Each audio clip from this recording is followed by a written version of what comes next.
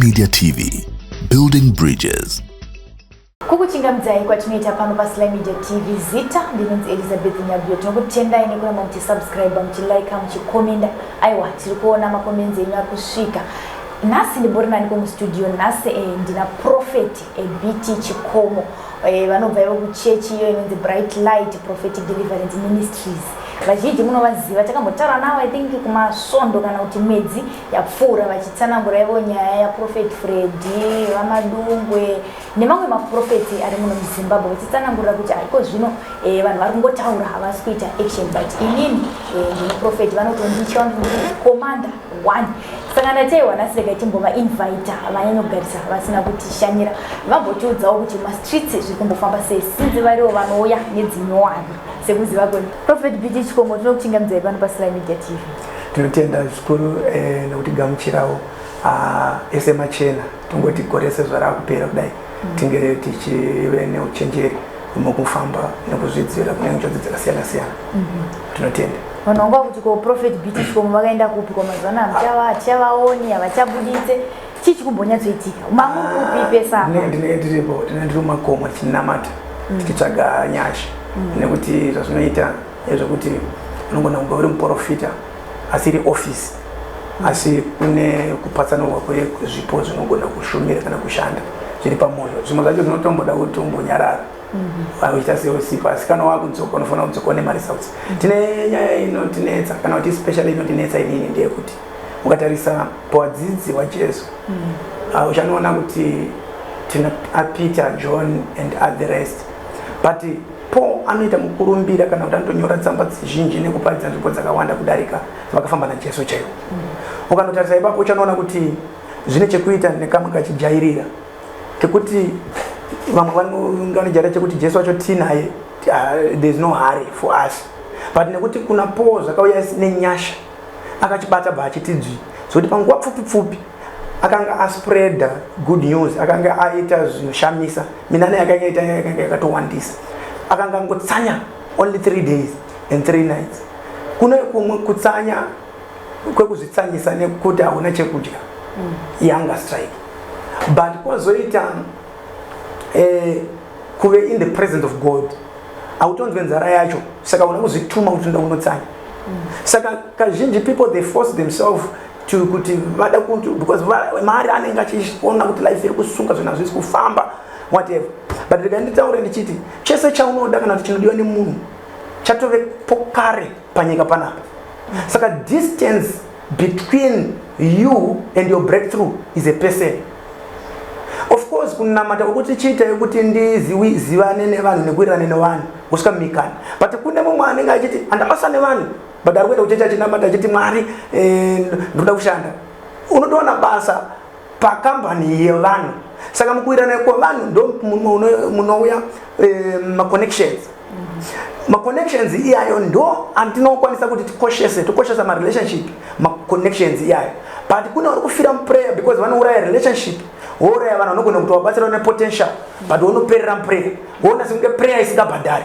Prayer isina mabasa haibhadhari for sure because it's nothing, dzingori noise.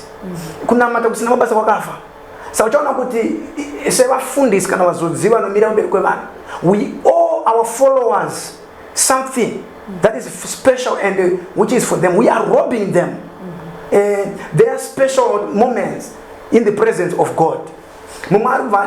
How do we rob them?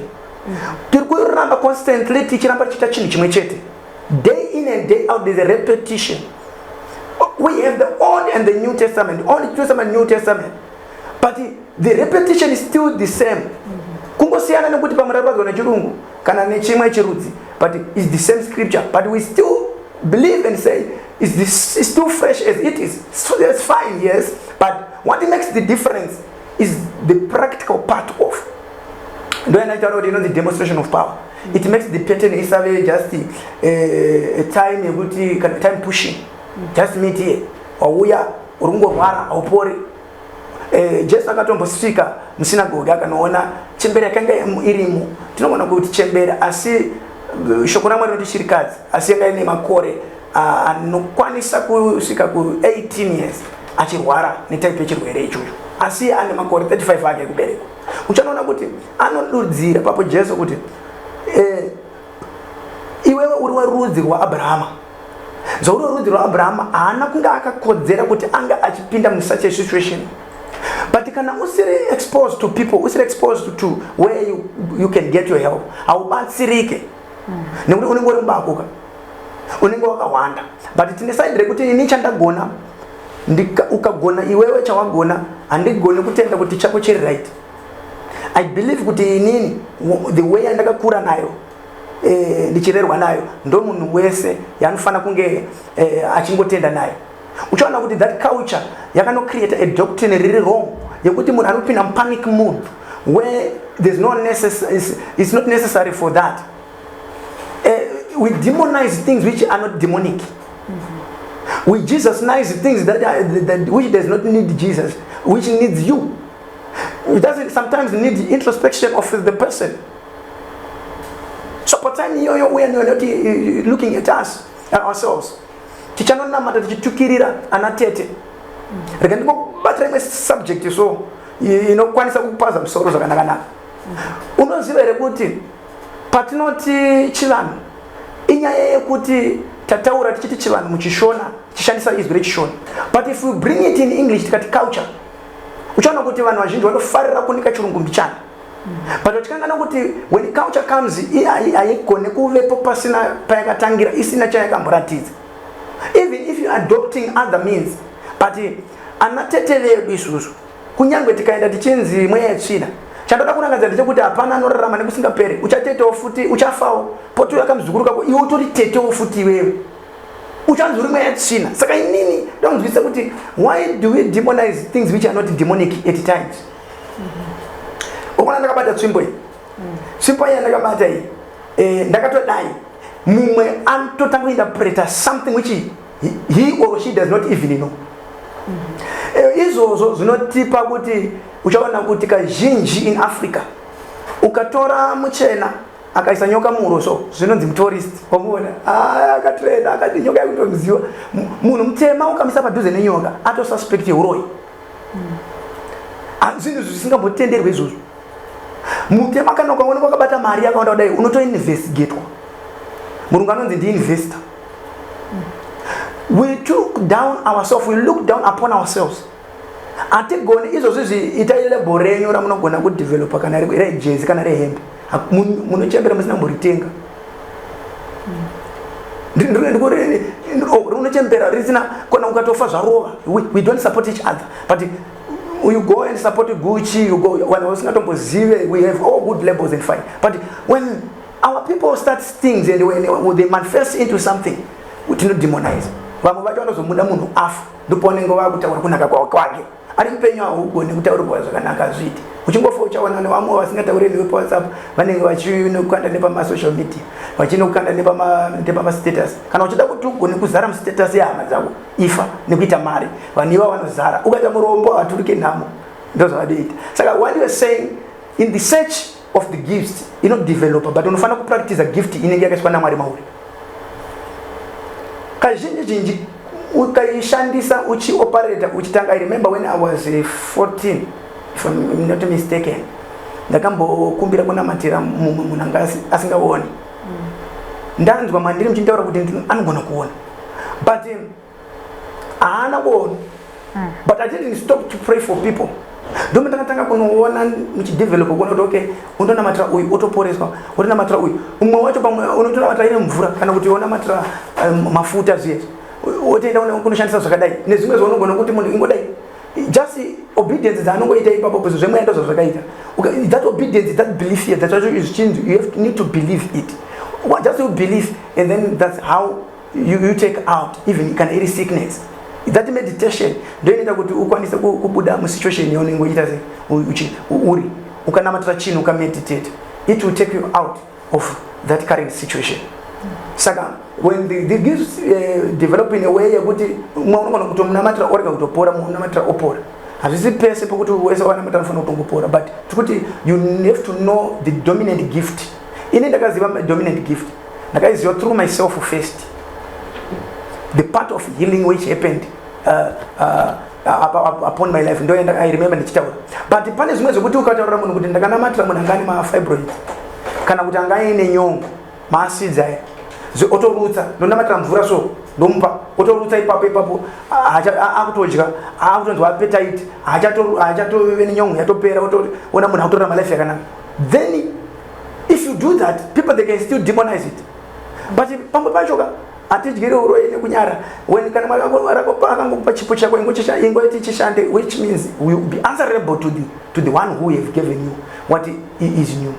Saka ndachitaura kuti munhu kuti anozvitenda aona mavanga sa Thomas tazoenda ati kana munhu ane ronda rinonzi benyu risingapore ndakaona Mwari achiporesa maronda chaiwo manxewa maronda ari uchitoona kuti but ratopora wotoshamisika kuti ko zvatanga sei ende wewe usingatozivi.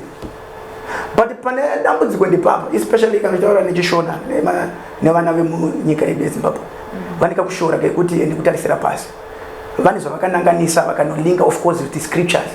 But I'm not out of order and I'm not out of scriptures, because in the scripture pane paruri kutondiudza kuti in some ndinowerenga a scripture on that so that I support what I'm saying to those gifts. Kana pane aine Bible ndi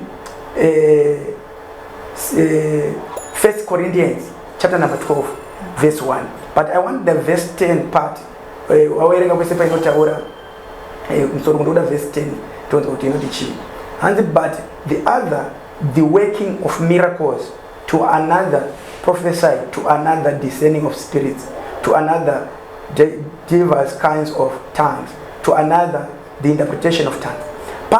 Panotanga scripture inoti to another the working of miracles. Working, which means is the power which is supernatural, which is operating in you. Nobody under that influence of this of the spirit, which means it's working out, not praying for a miracle. You work out a miracle. So ukaona chikona utsanangura kuti munana wakadai kurati wauplana. Those are the saka to put to test people, they always want to see. Andati munhu zviri mudumbuka mutenda murutsisa zvinonzi amen amuinjusa, but kuti isusu ronda ndoro unochiona kuti hakuna munhu anonyebedzera kuvara but opora asi achitaura ende zvinombo kuti pakarakatangira zvichita sei goes like that. It's just a demonstration, but what we know ndezvekuti izvozvo zvinoitirwa vasingatendi. Vanotenda vanongoziva kuti Jesu Kristu akatifira pamuchinjikwa. Saka kwandiri munana undivhundutse because it's a daily life. Zvinhu zvinotoitika and the distance is not a barrier to certain things. Izvi zvandotoziva kuti you just need a prophetic instruction, a voice that speaks in your life. Pangotaurwa that voice rangotaura zvinhu zvototambanuka, zvinhu zvotoitika. Okay, tazomutaura zvedemonstration. Yeah. Saka so far pane here mademonstrations amakareviewa? Hatigone kuti we reveal, but I think ndichitarisa the other time kune mwe murume akambondishanyira ane maronda miviri wese nepasi petsoka here asingati kufambi and whatever. Ndiye pandaita zvandakaita ipapo. Pandamuziko munhu anomhanyira kuti makaitei zvekuzoti akapora anoti makaite kaona kuti ndine zvandakaita, because auye akabada pakupa mapin apasi one mapin code ekuti how God uses you. If God uses you, there are secrets that even ukandibvunza kuti how did I done it and hatazione nondotoshandisikawo. So those are secrets of the prophetic, secrets of God. Prophets, they keep that heart of God. That's why you cannot interpret a prophet. No matter people, they can call you prophet, but there are things that he demonstrated without money asked for. But there are things that necessarily need money. Of course, yes. Pane mina mato inoda mazwi, but pane mina mato inoda mari. Tikati isusu tuda kunamata yenda kuchegutu. Pakutoda mari ka. Which means pane mina mato inoda mari. Yeah. Ndikati ndoza ndikade kuti ntawe. Saka ndangonzwa zvemurume uyu anga ine maronda mirese. Maronda yanga ari mhando yemaperembudzi here? Akangobuda here? Anga akamira sei maronda? Alright. Ndikanitaura ndichidai pekutanga. Mhando dzezvinhu zvandakaona Mwari achindidzidzisa kubatsira zvakafanana nemaasids aya. Zvakafanana nemaziso chaiwo. Chinamatira vanhu. Mumwe achitonza kutonoparwa ngaine ningi atoita ningi inonzi chitsanga. vachitoita right vamwe vakakurumidzirwa nekutochena atoita right nemumwe anenge akatsingwa akaiswa zvipotswa zvezvekuti anozvimba makumbo zviri mukati kana anorumwa anobayiwa kana kuti mwanorumwa nenyoka spiritual snakes tumirwa nyoka kuruma utorwara utosviba kumbo utodai zvinezvi zviro zvakadaro zvozvo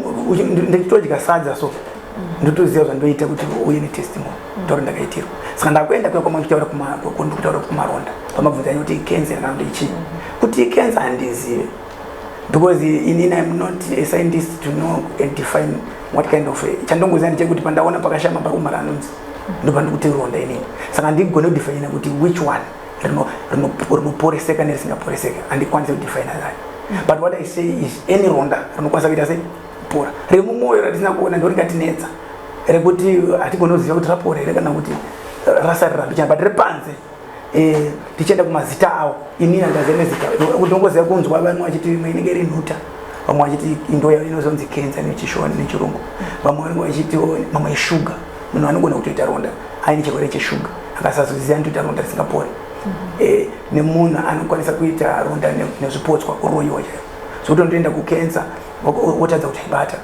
wotraya zvese mishonga yese kana kutoenda kune vanhu vechivanhu zvisingatoite kuclinic kana kunamatiro zvisingaite uchida kuti utozikanwa kuti chakakupa dambudziko chikumbobva kupi saka you have to understand the secret yeproblem yasvikira pamunhu because ukaona munhu akareba like pane time yaunexpecta kuti ronda ufanira raporawo asi ukaona munhu aine gore 2 3 4 5 6 years azvakutyisa zvakutyisa izvozvo saka you come to understand when God is going to deliver such kind of a person munhu yeye anotozvitenda Mwari so kune maronda iratawe so far kuma 2 years 3 years 4 years avari kuti taneta tafamba taneta panapa maybe ndo palast bus stop muchitovabatsirawo shuwa pachitoita palast bus stop varipo asi ini ndinofunga kuti zvinoda pampacho munombogona kuita tsvakurudzo yenyu kuti zvichokwadi zvinhu zvozvo zvino because ndikaziva inini ndikauya ndichiti uyu ndakamubatsira naiye anenge achitobvumawo but mamusipo izvozvo nekuti ndini but ndakazobvunza umwe mukuru wesondo ndikati naive komozisi akanyora fuko mabhuku but zvakanyorwa pafuko mabhuku zvainyanya kutaura about him kuda kuti aizvinyora asi makamugamuchira ini ndasuno ndikauya ndikabudza izvo ndakasangana nazvo naMwari kusipo motaka kuti dzakutotinyevera izvozvo uri kuona chizviitika manje ndozvakamasiyana ndakaita nevanhu saka isusu what you say ndezvekuti sometimes you make your own investigations zvokuti kana mumwe achikwanisa kuenda mapepa kwachiremba anoratidza muratidza vanhu zvine umpowa munoratidza zvine madesi handitika hakuna munhu anganyemba parire nyatwa angabe chidhindi kuti aite izvo zvakadaro you do your own investigation matoziva kuti munhu aiwazvoshaka ane farira rakadai you can go deeper to that then munhu akadaro ndiye munoisa paground hatisi kuti isani iri mienzo of course kune vakauya vamwe havasi vese vanouya vachipora vamwe zvinotoita wese wapedza kumunamatira but unoziva even chiremba hospital achitokuvhiya so operation yewasainira so uchitofa uri pakati pekuvhiyiwa anongokupeta asi haaregere kuti next anotokudaidzai but ikoko vanhu they free to go asingatombovhunduki but ukamutaurira kuti I'm a man of God I can do this to you they come with a doubt the supernatural power but that's why ndati mumwe zvinoita even that supernatural zvimwe zvinoramba watopedza munamatira so anosati achifa but pane pandachida kuti ubate Lizi pekuti vatendi kazhinji manje they fight their own faith vaneshanyira murwere ari muchipatara so achida kunamatira vapedza kunamata vakubuda vachienda kulunch kumba vanoenda chidzungudza musoro kudai kuti unorarama yeuya muonera ndamita pasara manje muchatinzi dzinorera foni musadzime mafoni vatobva kunamatira vane faith kuti be healed inini kana ndisina kuwana mukana wekutokunamatira ndatoziva kuti auponi handitambise prayer but ukaona ndakudedza kuti dambudziko rako iri tinokwanisa kuribatsira kana kwanisa kukunamatira ndinenda no confirmation handitambise munamato ndichinamatira zvo ndiri kuziva kuti I cannot do it ndozotakatadza vanhu vaMwari kuti zvandisingagone handigone kutambidza anozvigona zvakagonekwa nezvipatara chete ukatadzikwa paparire nyatwa vanoudza kuti zvinodiwa ukaranda izvo ukaenda ukaranda unopona chipatara zvese zvipatara but unotobva kuno kuenda kupi kukaranda but vanhu vaMwari hangone kuzviita izvo angada kuti vanhu vangu vatendi vangu marketers starake kwete zitara Jesu. Saka inini I believe, so I come from that bright light prophetic ministries, but I want to do it for God. That's why I picked up in the street. Now I want you to pick up someone from the streets, then I demonstrate. Okay. Because if I say I have them, munongo people they always negative. I say they are negative as long as I'm going to ndirim pain. Vanogona kuzosara vachizvitenda dai kurunzi ndafa. My ones going to restaurant vakatombonamatira wazvikaita. But time ndiri kutaura panapa amboiseka na munwe wake ipapo kuti azive kuti chokwadi. Ndanzwa mucharo kuti zvimwe zvinogona kuramba. Pane here vakamboti mavanamatira vobva vadzoka futi vati shamwari 5 days dzawakataura dzadarika. Vanangura kuti ukuti chii kana uchiti ndinopora ini ndisiri kupora. Varipo no ndezvenyasha chipo it's gift saka augoni kudemand. Augoni kudemand kandi inini it's a gift working upon my life. But kana zvaramba Mwari atotendera zvakadaro. Saka variko vanozo vasikatopora vanenge variko but ndo vashoma. Vashoma pa inamba dai kukunzi ndo vakawanda ndairegera kuna matrona wacho because hazvisi kushanda. Zvafana kuita teacher chaicho anoti pa class yese panokupasa 5 amwesa wachifera asi wakafera 5 umakapasa katoona problem yaye mwana tobatsira mwana but apa pakuda kubatsirwa teacher. Saka inini ndiri kuti vawanda ndaona vachiitwa minana yezvekuti vanhu vanoti hazvigoneki zvokuti kana mascientist chaicho vanotomboshama kuti zvakamboitwa sei. I prefer kuti one day they must call me for a lunch or a meeting, then I give them chavasina chavakagona kuita 7 years achidzidza kuita doctor but ane udhokotera waasina wandakapiwa naMwari. But iwo ndakataka kuushandisira vanhu vanotaura kuti mapipi minana izviri tikataura tichiti shura munhu aride but ukati miracle munhu aneida pane chipi chimwe chete urumadanyeri. Saka wangochitaura neshona chadhakwa saka wangoti miracle chete munhu anoida. That's why that come I pray for you. Vanomhanya vada kunamatiro nyangwe singaendi achoziva hazvisi kuenda. Inofunga kuti vanhu vechikristu vanokundwa nezvidhakwa. Hakuna chidhakwa chinopinda mubhawa risina doro. Nyangwe mune music nyowani kunakidza sei. Anotosarudza kuenda musina music asi mune doro because ari kuda kuziva kuti appetite yangu ndekudhakwa. Kana nyika chaicho hakuna chipatara chisina mishonga chinoramba chakavhurwa chinotonzi state of emergency. But kune machechi akavhura ane vatendi vari kuenda ikoko nhamo yaisi kupera business hakuna vakasoma zvinhu hazvisi kufamba unoziva unotaura saka of course aiwa pane mashoko ekungonyaradzana aya asi mubhaibheri akataurwa imimi makapagara pacheyapa munofunga kuti apa mubhaibheri because ataurwa nawo kumberi unorikota so uchifunga kuti riri shoko raMwari harisi shoko raMwari ishoko renyaradzo. Aiwa zvichaita pamwe pacho panda nharo. There are things that need to demand. Sekubvunza kumaita kuti mwana dzoka achiti makanditi ndinochapora. But ini ndati pamwe unopora kana kusapora. But mukana wokupona ndo wakawanda kudarika kusaita sei? Sapora. Saka muchitanga kubatsira munhu achipinda padhowa apa munomuudza here kuti ronda rako iri kuti zvikunakire unogona kupora kana kuti iri kairi ndaona uchizotadza kupora kana kuti richapora harorozotanga futi. Munovabudira pachena kana kuti munongoti munhu uya rinopora iri rinopora. Zvandinoita kutoti topora ndinofanira kutotaura kupora kwandiri kuda kudarika kusapora kwarisingazoiti. Saka ndotaura kuti tinopora kuitira kuti naiye ndondoti ropora iro unorwara hauwari you start to unokika faith yake mukati zo.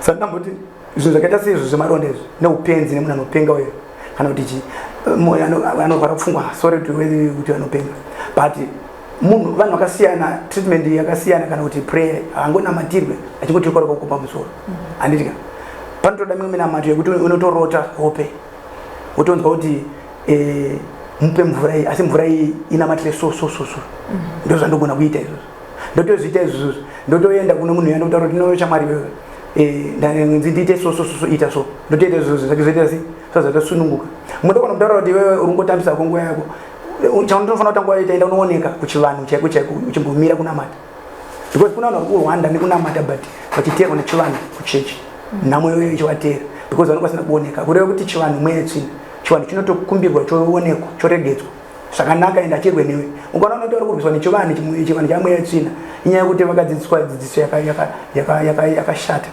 chivani hachisi mweya tsvina midzimu yangu inini ana sekuru wangu haisi madhimoni vane vavari kuti vaitoda kuona wazukuru dzinza rikure that is why ndichidaidzwa mumusha medu nemutupo wekumusha kwangu kurudzi kwangu zvisingadiwe nemachechi mazhinji idoctrine revanhu varikafa because bhaibheri rinototaura richitaura kuti jesu ishumbe rudzi rwajudha kana munhu akunzi ane rudzi anaro shumbe rudzi rwajudha kuda kuti jesu aira shumba hakuna asina rudzi ende pamarudzi ipapo akanga ari mangana akanga ari 12 the 12 tribes of Judah ndo dzakanga dziripo saka chinonzi rudzi chini ndo matribes iya saka zviri mubhaibheri but vanoona ignorance yekuti havazvidi but zvinhu zvavanoda manheru zvavasingade masikati okay saka toti mamiracles era munana mamiracles ishura munana mashura mapipi america whatever you call it zvodependa kuti uri kupi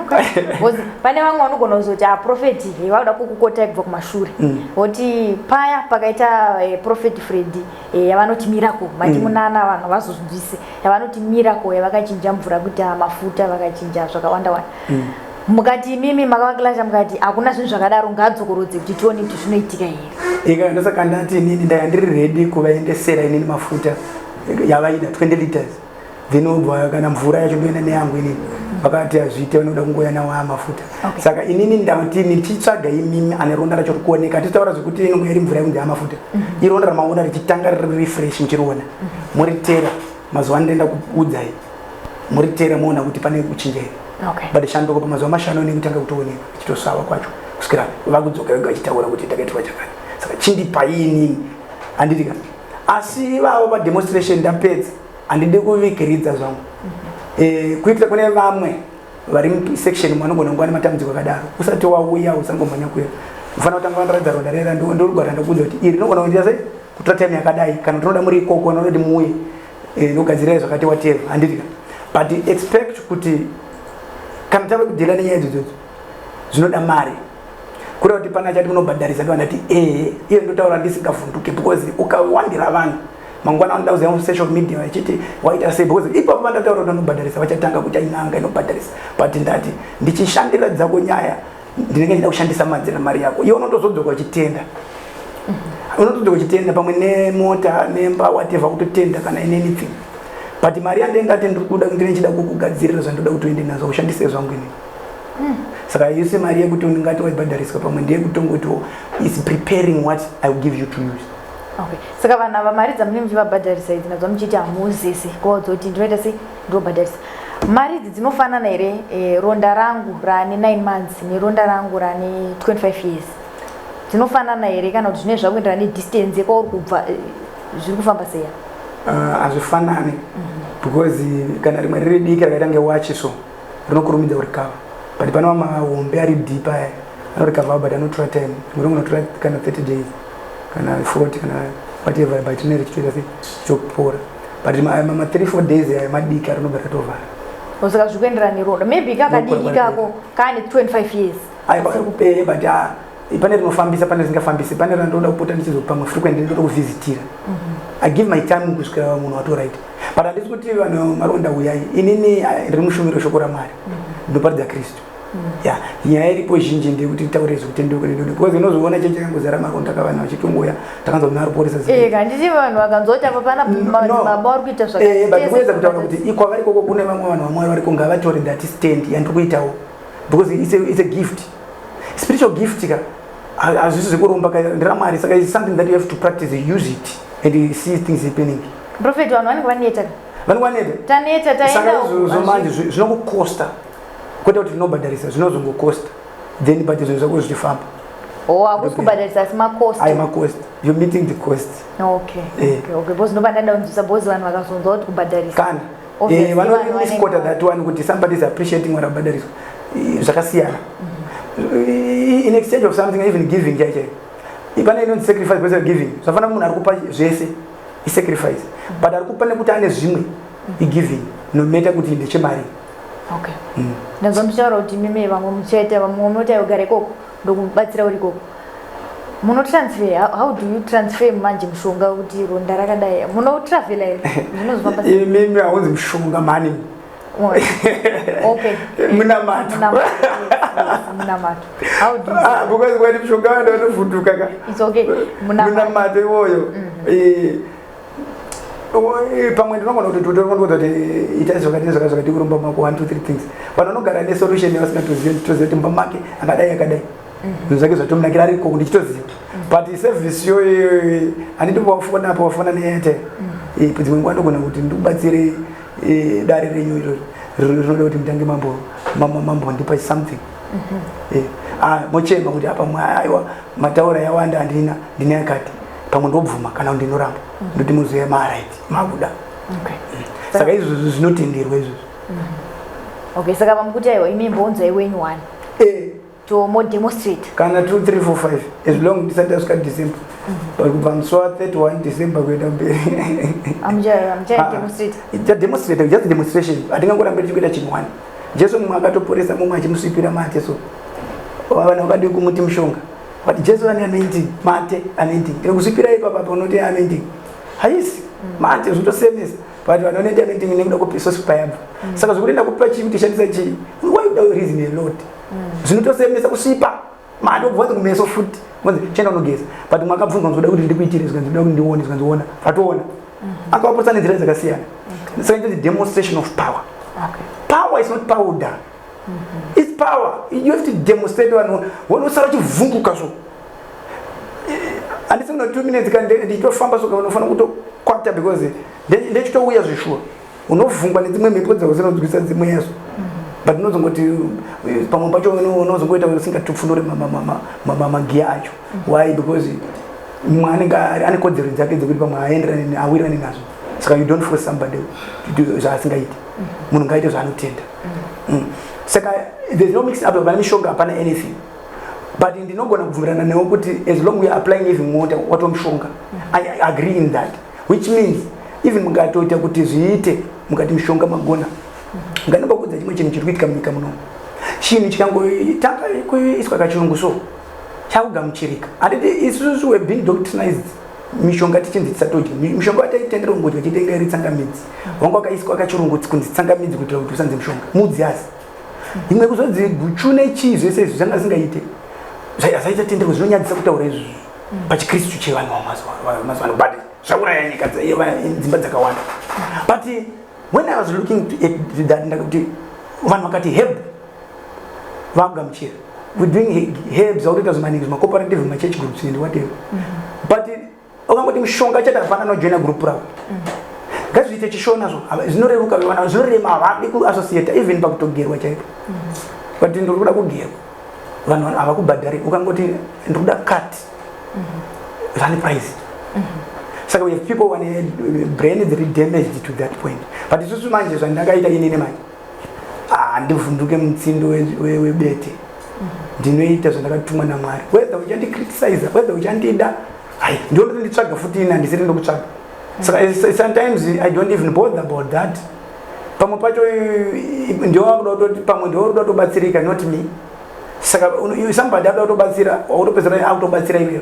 then I will see kuti uyu ngatisiyane naye Jesu anoporesa vese ukaenda pagedhi rakanaka unotonzwa kuti Jesu aipinda negedhi rero mazuva ese asi chirema chaingogara chichitobhega chakagara ipapo but akatozopona Peter naJohn vachipinda mutemberi uchisi kuti havasi vese vandakatumwa naMwari kuti vaponeswe neni but ndakatumwa iwewe saka iwe kana uchizvinzwa conviction yekuti zviri genuine because hakuna chinhu chiri fake chisingabve mugenuine which means counterfeit yese ine genuinity saka genuinity haugoni kuiziva usina kuitesta so the test of power kuchiti power not demonstrate but you demonstrate zvobvuma kana kuita sei kuramba okay saka pademonstration of power ndanzwa kuti mukusvika musi wa31 December vachazoya kumberi uko vanenge vasiruzivira amene saka iko zvino ndakumbira kuti muchivapa nhamba so that vanoita chipatapata vaya mubvata sei mubva vauya isusu tikaonawo vedu vane maronda kana kuti idzo hama dzedu dziri kuona right now vanenge vaine hama dzavo dzine maronda vasingazoti voenda kupi napo vanogona kuita futi chipatapata vachiya kupi kwaprofeti Pitichko saka ndokumbira kuti izvi zvimuvape nhamba so that vanoita sei mafoni ototanga kufaya kuti profeti tine munhu wedu ane maronda nguva yakadai uyai muite sei muti demonstrate power.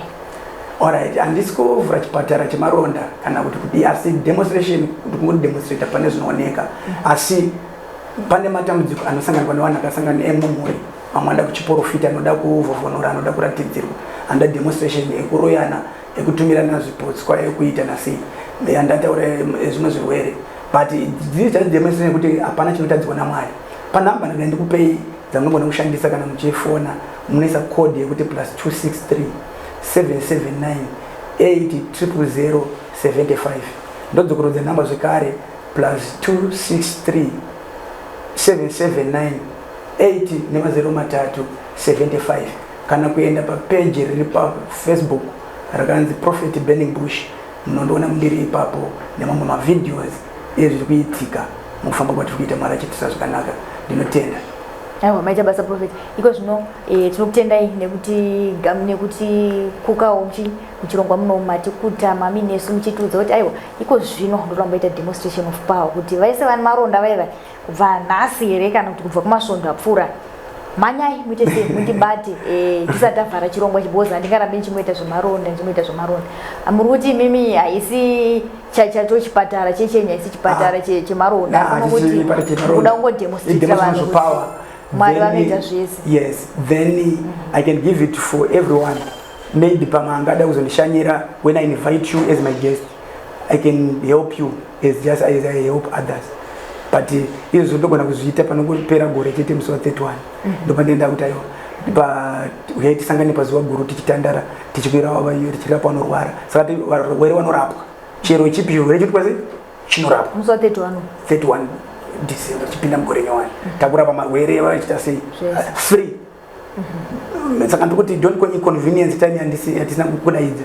Uchimidza kana unga uri kupi unogona kuzvifambira uya. Usangana neruponeso rwako. Kana uri at a distance pampane zvoda kutumirwa ipane whatever, we be talking Mwari uchitisa zvakanaka. But ndikufara kuti I'm seeing the hand of God using me doing wonders. Rimwe zuva ndichazouya yangu nerimwe diary randichakuratidzai regore ra2000 mandakanyora nyaya yandakaudzwa naMwari 2000, kureva kuti panguva yazokurumbira maprofita muna 2005 inini Mwari nyaya dzangu akakandiudza kudhara gore ra2000 ndandakutoziva ndave kutonyora pasi nyaya dzandakaudzwa dzine date netime everything in my diary. Saka zvimwe zvacho zviri kuitika now.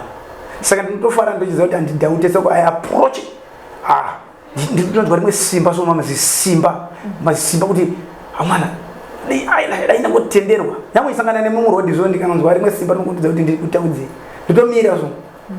Kana ndakagara nemi ndakwira public transport muri muchirwara, I remember another time this lady akanga ne issue of blood for years andizive hana kuzonyari undudza nzi pamangosvika muchigara ndandagara ngombanzi pamasvika muchigara ndomangu makwata mukaita sei. But with a distance from South Africa to here akazondidza kusenda kwacho zvakanzi I'm okay, I'm fine. Wakazofona after 2 weeks. Saka ndati sometimes I make a follow up kuona kuti zvaishande. But handizoti nekuti onda kuporesa saka chitopinda kuchechi kwangu. Pampacho unoboti shanyira tiri ama tunoita sei tinoshanyirana. Mwari achitisa zvakanaka. Aiwa tinotenda. Mazvinzwira mhuri yeZimbabwe mandina undistudio anonziwo BT Chikomo Prophet vakutaura kuti aiwa iko zvino ndikumboita demonstration of power kuti akuona kuti ruoko rwaMwari ruri kundishandisa kusvika papo. Vari kuti aiwa maronda ndowandi kufamba nawo mwedzi uno waDecember. Vari kuti asi iko zvino isizini yekuti ndimbobata maronda. Munofungidzira kuti vanhu vaneta havasina tarisiro kuti tichapora here iri zvingada vamwe vane ma10 years and above vachingoti maronda aya ameno takutofa nawo. Asi vari kuti huyai kusvika musi wa31 December. Vari kuti 31 December ndozuva rekuti nyangwe vese vane mamwe maronda kana zvimwe zvirwere zvavanofungidzira kuti zvagara havachazive kuti voita sei nazvo. Tiri pano paSlyMedia TV. Zita ndinonzi Elizabeth Nyagwebu. Namba dzaProphet BT Chikomo kune vachada kuvabata nenyaya idzo dzemaronda ndidzo idzo dziri kubuda pasasi pescreen iyo.